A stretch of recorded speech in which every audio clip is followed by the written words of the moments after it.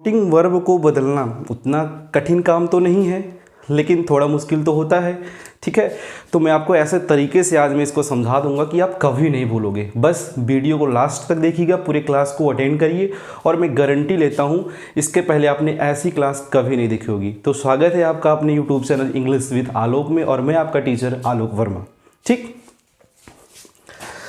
Narration में हम पढ़ेंगे आज how to change reporting verb. ठीक है, किसी भी रिपोर्टिंग वर्ब को चेंज करना बहुत ही ज़रूरी होता है। यदि आपने रिपोर्टिंग वर्ब को सही से नहीं बदला है तो सेंटेंस आपका इनडायरेक्ट का गलत हो जाएगा। ओके, ठीक, तो इसको हमें बहुत ध्यान देना है, बहुत ही इंपॉर्टेंट चीज़ है इसको बदलना। ठीक, तो हम सर्वप्रथम क्या करते हैं, किसी भी डायरेक्ट से इनडायरेक्ट में जब हम सेंटेंस को बदलते हैं तो सबसे पहला चेंजेस क्या होता है, उसकी रिपोर्टिंग वर्ब। ओके, सबसे पहले हम रिपोर्टिंग वर्ब में चेंजेस करते हैं, उसके बाद कॉमा इनवर्टेड कामों को रिमूव करते हैं, उसके बाद जो पर्सन्स होते हैं उसमें चेंजेस करते हैं, फिर उसके बाद जो टेंसेज होते हैं या फिर जो टेंस है उसका उसमें परिवर्तन करते हैं। ठीक, तो ये होगा क्रम उसका बदलने का तरीका। और सबसे पहले हम जानते हैं कि जो सेंटेंस होते हैं, किसी भी सेंटेंस को हम 5 तरीके से जानते हैं। जैसे कि ये रिपोर्टिंग वर्ब हुई आपकी, ये क्या हुई, रिपोर्टिंग वर्ब हुई। और रिपोर्टिंग वर्ब आपको कॉमा के पहले दिखेगा और इन्वर्टेड कॉमा के अंदर आपको क्या दिखेगा, रिपोर्टेड स्पीच दिखेगा। ठीक है ना, और इसके अंदर 5 तरीके के वाक्य हो सकते हैं। ठीक है ना, एक असर्टिव वाक्य हो सकता है, दूसरा का इंट्रोगेटिव हो सकता है, तीसरा इंपरेटिव हो सकता है, चौथा ऑप्टेटिव हो सकता है और पांचवा एक्सक्लामेटरी हो सकते हैं। ठीक, इन 5 तरीके के वाक्य होते हैं किसके अंदर, रिपोर्टेड स्पीच के अंदर। ठीक है ना, तो आज मैं आपको 2 तरीके के वाक्यों को बदलना बहुत आसानी से सिखा दूंगा। एक तो है असर्टिव सेंटेंस और दूसरा क्या है, इंट्रोगेटिव सेंटेंस।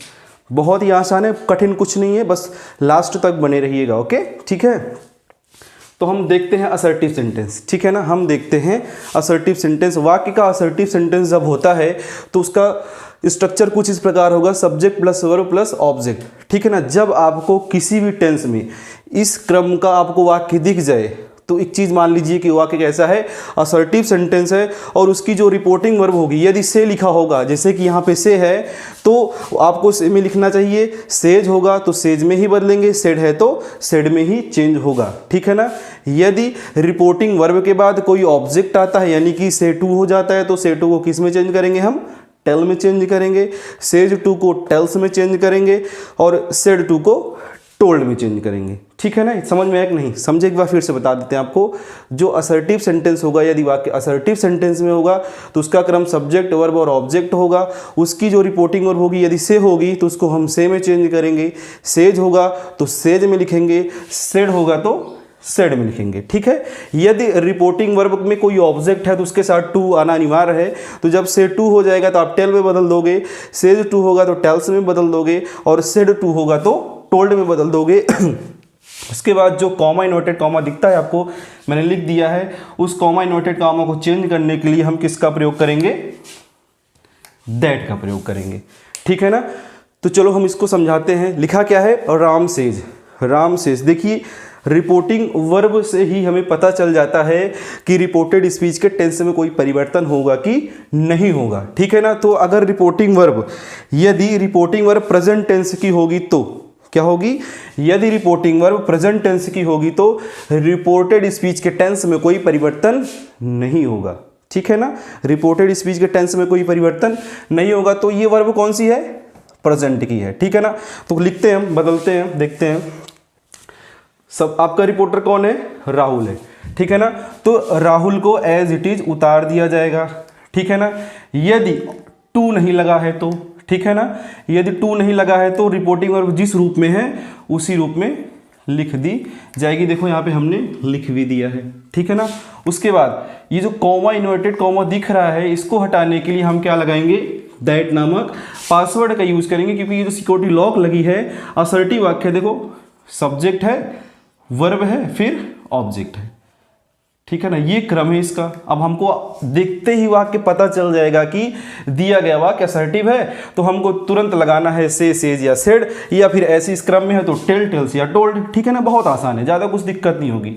यहाँ पे क्या हो जाएगा, दैट। अब राज क्या है, कौन सा पर्सन है राज, थर्ड पर्सन है। राज कौन सा पर्सन है, थर्ड पर्सन है, तो यहाँ से ये कुछ नहीं बदलेगा। और ऊपर से सेज रिपोर्टिंग वर्ब, जो सेज है ये प्रेजेंट की वर्ब है, तो जो विल दिखा है ये वुड में नहीं होगा, ये सिर्फ और सिर्फ विल में ही रहेगा।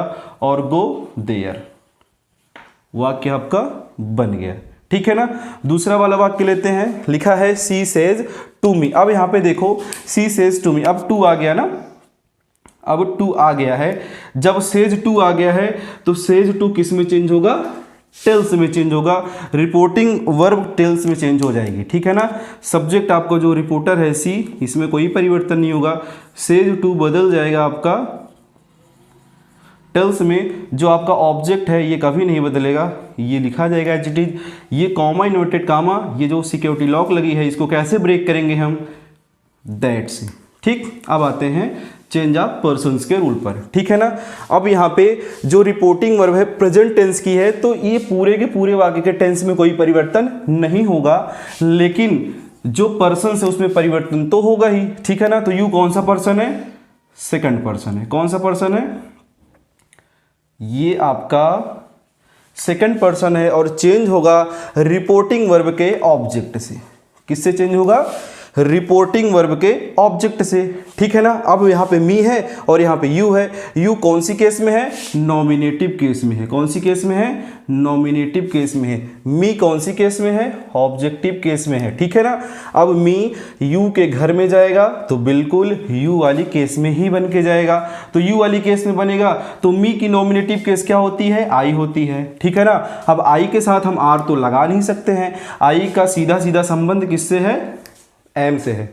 आई और एम का रिश्ता जन्म जन्मांतर का है, इवन 7 जन्मों से भी ज़्यादा बढ़ करके है, ठीक है ना। जहाँ पे आई होगा वहाँ पे निश्चित सी बात है एम होगा ही होगा, ठीक है ना। तो क्या होगा, she tells me that I am writing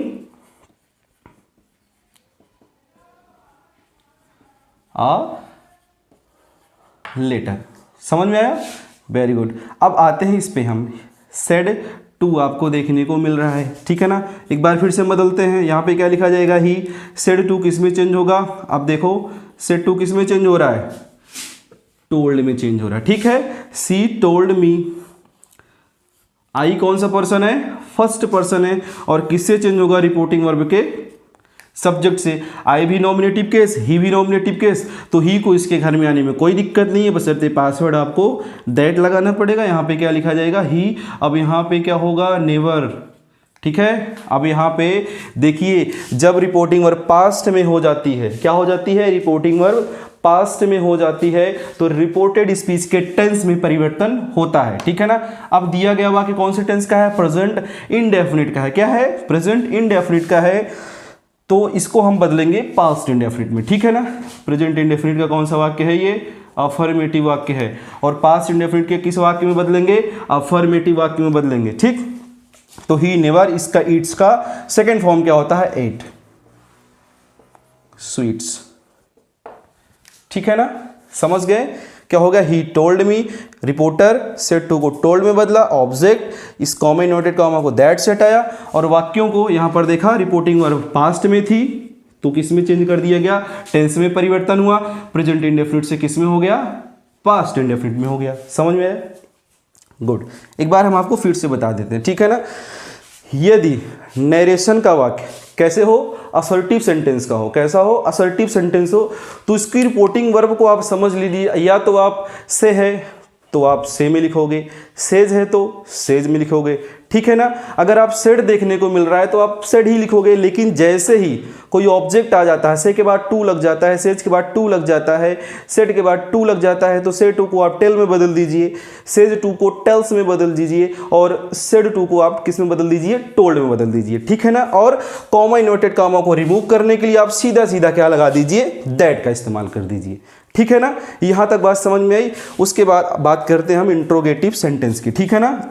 कोई भी वाक्य रिपोर्टेड स्पीच के अंदर 5 तरीके के वाक्य होते हैं, जिनमें से एक टाइप होता है कौन सा, आपका इंट्रोगेटिव सेंटेंस, ठीक है ना। अब जो इंट्रोगेटिव सेंटेंस होता है दो प्रकार का होता है, ठीक है ना। कौन सा पहला टाइप क्या होता है, यस या नो टाइप। दूसरा का कौन सा टाइप होता है, WS टाइप, ठीक है ना। यस या नो टाइप में होता क्या है, हम जवाब किस में देते हैं, हाँ या ना में देते हैं। मतलब जैसे कोई पूछता है कि क्या तुम वहाँ जाते हो, तब आप जाते हो तो बताओगे हाँ मैं जाता हूँ, नहीं जाते तो बोलोगे नहीं जाता हूँ। लेकिन अगर कोई पूछता है तुम वहाँ क्यों जाते हो, तब तुमको रीज़न बताना पड़ेगा, कुछ ना कुछ डिटेल में आपको आंसर देना पड़ेगा। तो वो किस टाइप का हो जाएगा, WS टाइप हो जाएगा, ठीक है ना। जब वाक्य आपको WS टाइप का दिखता है तो आप सीधा सीधा देख लीजिए, से को आप आस्क में बदल दोगे, सेज को आप आस्क में बदल दोगे, यदि सेड है तो आस्क्ड में बदल दोगे, ठीक है ना। यहाँ पे टू का कोई प्रॉब्लम नहीं है, सेड टू होगा तब भी इसमें बदल जाएगा, सेज टू होगा तब भी बदलेगा, और सेड टू होगा तब भी आस्क्ड में ही बदलेगा, ठीक है ना। यदि क्वेश्चन यस या नो टाइप का होगा तब आप क्या करोगे, जो कॉमा इन्वर्टेड कॉमा दिख रहा है उसको हटाने के लिए या तो इफ या तो विदर। कब यूज करोगे, जब वाक्य कैसा होगा, यस या नो टाइप का होगा। कहने का मतलब structure helping verb plus subject से स्टार्ट होगा, तब वो समझ लेना किस टाइप का है, यस या नो टाइप का है। तब आप उसको किस में बदलोगे, इफ या विदर में बदलोगे। यदि वाक्य किस टाइप का होगा, WS टाइप का होगा, तब आप वहां पे जो कंजंक्शन लगेगा, ना ही आप वहाँ पे फिर दैट का इस्तेमाल करोगे, ना ही वहाँ पे फिर आप इफ़ का इस्तेमाल करोगे, ना ही पर वेदर का यूज़ करोगे। वहाँ पे सिर्फ और सिर्फ किसका इस्तेमाल करोगे, वही WH जो वहाँ पे लिखा होगा क्वेश्चन में, उसी को आप सीधा सीधा उतार दोगे, ठीक है ना। तो कुछ हम एग्जाम्पल्स लेते हैं इंट्रोगेटिव सेंटेंसेज का, जिसमें होगा यस या नो टाइप का, ठीक है ना। तो पहला क्वेश्चन क्या है, ही सेड टू मी, क्या लिखा है, he said to me are you a student. वह मुझसे बोला कि क्या तुम एक विद्यार्थी हो या एक छात्र हो। तो ये सीधा सीधा देखो जवाब किस में दोगे आप, यदि हो तो हाँ, यदि नहीं हो तो ना, ठीक। क्या करना है इसमें, बदलेंगे कैसे, ही सेड टू किस में बदल रहा है, देखो आस्क्ड में, और यहां पे क्या लगेगा अब यहां पे देखो नया पासवर्ड आ गया है, सिक्योरिटी लॉक चेंज हो गया है, ठीक है ना। अब यहां पे क्या होगा, सिक्योरिटी चेंज कर दिया गया है। अब यहां पे क्या लगेगा, आप इफ का इस्तेमाल कर सकते हो या चाहे तो विदर का इस्तेमाल कर सकते हो, कोई भी यूज कर लो, कोई दिक्कत नहीं है, ठीक है ना। आप इनमें से किसी भाग इस्तेमाल कर सकते हो, या फिर विदर लिख सकते हो या फिर आप इफ लिख सकते हो। उसके बाद हाँ, एक चीज़ सबसे बेहतरीन इसमें चीज़ है जानना, जो जब बहुत ज़रूरी है, यदि आप उसको नहीं करोगे तो आपका इंट्रोगेटिव सेंटेंस क्या हो जाएगा, गलत हो जाएगा, ठीक है ना। तो जो आपको ये पूरा का पूरा वाक्य दिख रहा है ना, इसको बदलना पड़ेगा, किसमें बदलना पड़ेगा, असर्टिव वाक्यों में बदलना पड़ेगा, ठीक है ना। अब असर्टिव वाक्यों का स्ट्रक्चर ये होता है सब्जेक्ट वर्ब प्लस ऑब्जेक्ट, और क्वेश्चन और WS या नो टाइप का स्ट्रक्चर क्या होता है, हेल्पिंग वर्ब प्लस सब्जेक्ट। देखो ये क्या है, हेल्पिंग वर्ब है, ये क्या है, हेल्पिंग वर्ब है, ये क्या है, सब्जेक्ट है, ठीक है। अब हमको करना क्या है, क्रम को उल्टा करना है, सब्जेक्ट यहाँ लाना है और हेल्पिंग वर्ब को यहाँ लाना है, ठीक है ना।